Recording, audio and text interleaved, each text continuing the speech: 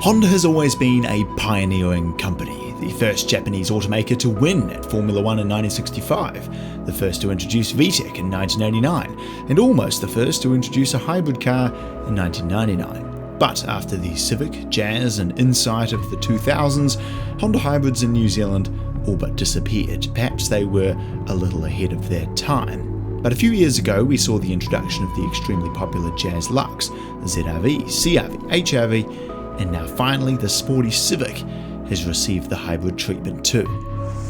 But is it any good? Well, it certainly looks great on the outside. Not only is this the new hybrid Civic, but it's also the facelift model, meaning that it has new aggressive looking bumpers, fantastic looking wheels, and really the only thing I'm not a fan of is the fake exhaust tips around the back. But one thing's for sure, compared with the previous 10th generation Civic, this one looks a lot more sleek and will still look modern 10 years from now. It's got plenty of features too, with LED lights in the front and the rear, front and rear parking sensors, which staggeringly the pre-facelift version of this didn't come with. It's got a power moonroof, and of course keyless entry and push button start.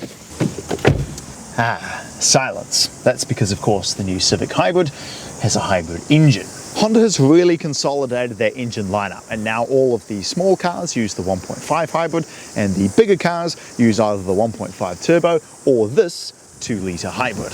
It's a very genius design whereby the 135 kilowatt and 315 newton meter electric motor drives the wheels continuously, powered by a 1.1 kilowatt hour battery pack in the boot. The battery is recharged through either regenerative braking or the 2-litre petrol engine acting as a generator. So unless you floor it or it gets low on charge, it's basically an EV. But crucially, unlike an EV where the range plummets on the motorway, this can engage a clutch pack to connect the engine to the wheels through what is essentially a fixed 6th gear at motorway speeds. You'll notice there was no mention of a transmission in there, and that's because, well, it doesn't have one. One less thing to service, I guess.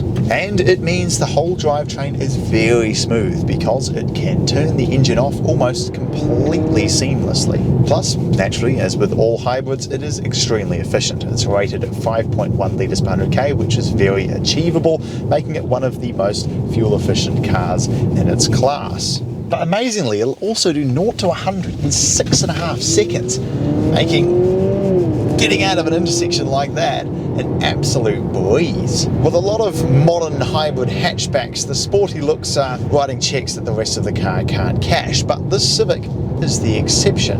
Honda's done an amazing job at making this kind of weird hybrid powertrain feel fantastic and engaging to use, with fake shifts and just a relentless surge of power on the open road.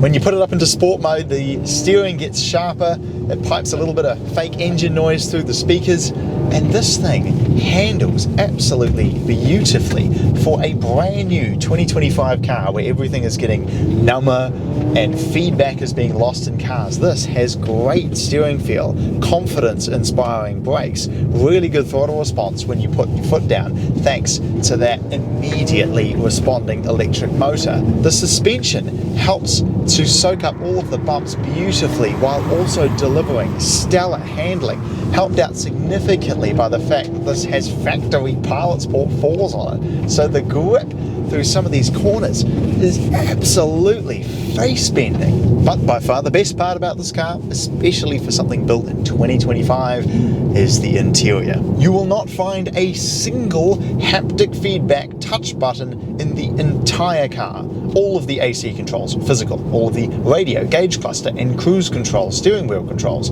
are physical. The handbrake, gear selector, drive mode switch, even the volume knob is physical. And you don't have to dive into a menu for a single feature of the car, not even to change the brightness. There's an old-fashioned rotary knob down here which allows you to adjust the brightness on the fly, just like cars from 20 years ago. The gauges have a lovely appearance to them with crisp graphics, and they show all of the information that you need. One side's got what song's playing, the other side has a whole lot of info which can easily be cycled through with the scroll wheel on the steering wheel. wheel, and the middle shows all of your adaptive cruise control and lane keep assist functions, which work right down to being completely stationary. The infotainment system is great, with big and easy to press buttons with a logical layout. You can even move the apps anywhere you want, just like with a phone. It responds quickly to inputs, it's got wireless Apple CarPlay and Android Auto, Bluetooth, and built-in navigation. Aside from a 360-degree camera, it literally has every feature you could look for in a modern car.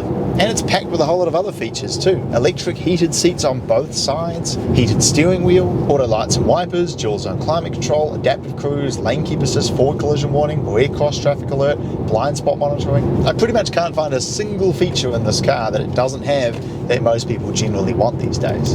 And it's pretty practical too. It's got a very big boot, the seats fold down completely flat to allow you to fit all sorts of things back there, like a mountain bike or even a dishwasher if you wanted to, and the rear seats have enough room and are decently comfortable. And the front seats are even better. It's got full electric adjustment on both front seats, along with electric lumbar support as well. So if you're looking for a do-it-all car that'll get amazing fuel economy, deliver impressive performance and handling, have one of the best designed modern interiors I've ever seen, with every feature you could ever need, supremely comfortable seating for 5, and good looks on the outside, well then the new Civic, as near as makes no difference, faultless. Except for one little thing, the price.